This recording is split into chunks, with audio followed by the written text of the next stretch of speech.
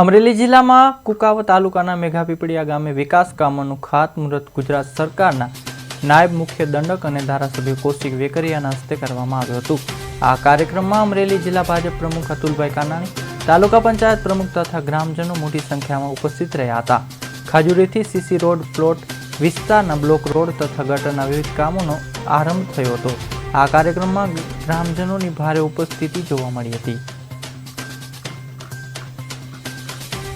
આજરોજ મેઘાપીપળિયા ગામે વિવિધ વિકાસના ખાતમુહૂર્ત અને લોકાર્પણનો કાર્યક્રમ રાખવામાં આવ્યો। આ પ્રસંગે તાલુકા ભાજપની સમગ્ર ટીમ, ગામના સરપંચ જેડી, સમગ્ર ગામના લોકો અને ભાઈઓ બહેનો હાજર હતી।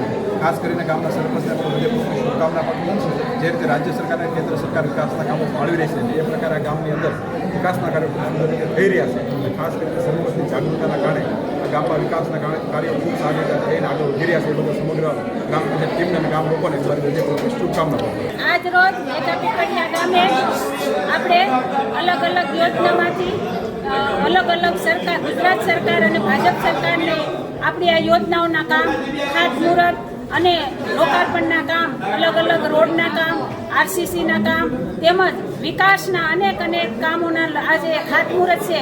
તેમાં આપણા ગુજરાત રાજ્ય અને અમરેલી જિલ્લાના મુખ્ય ગુજરાતના નાયબ દંડક કૌશિકભાઈ વેકરિયાના હસ્તે આપણે અલગ કામના ખાતમુહૂર્ત થઈ રહ્યા છે।